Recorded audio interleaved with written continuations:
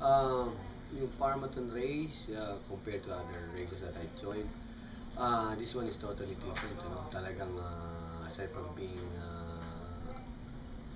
the biggest race that I was able to join, ito kasi araw-araw kami nagre-race. Unlike the previous one na mga pinasalihan ko, we train for a month or two and then for just one race. Ito, you're like racing and training ang ginagawa mo dito for 30 days.